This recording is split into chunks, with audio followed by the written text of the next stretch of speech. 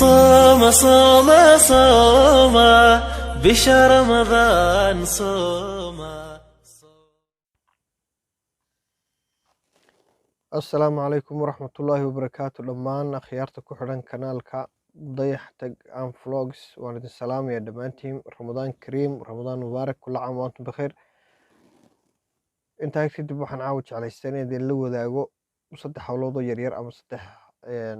arrimoodoo yaryaroo gaagaaban runtii inaan fici doona waqtigan la joogo mobilku wuxuu ugu jiraa ummadda iyo qof kastaba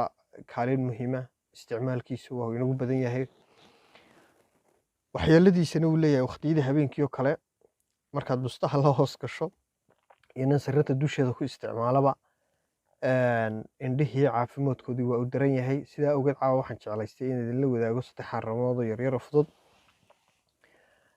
waxaynu sameynaynaa whatsappka waxaynu sameynaynaa aynu bedelaynaa wuxuu leeyahay wallpaperkiisu waxa weeye waa light waa caddaan taasoo waqtiyada habeenkii kuu keeni karta inuu indhaha wax kaa yeelo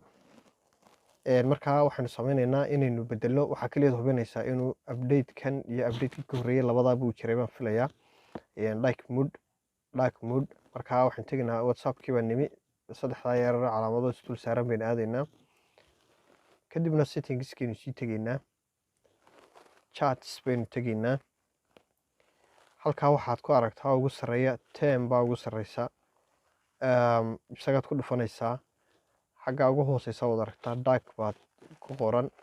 markaad okay tiraahdo dark mood saasuu kuugu noqday whatsappkaagii saasaad ku isticmaali kartaa waa madowgaas buu ku yahay taa markaan kaga imaado whatsappka halkaa waxaa kaloon jeclaystay play storeta qudheeda markaad wax kala soo degayso waxa weeye ama aad isticmaalayso wuu leeyahay qudhiisu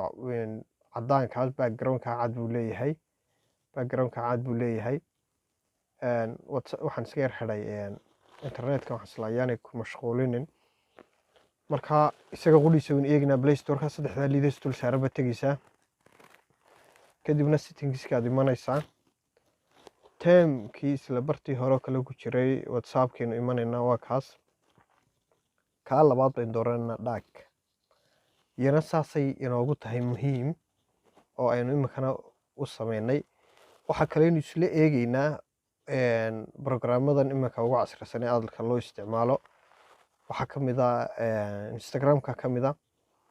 instagramka markaynu doonayno inaynu isticmaalno isaga qudhiisu waxa weeye wuxuu nagu keenayaa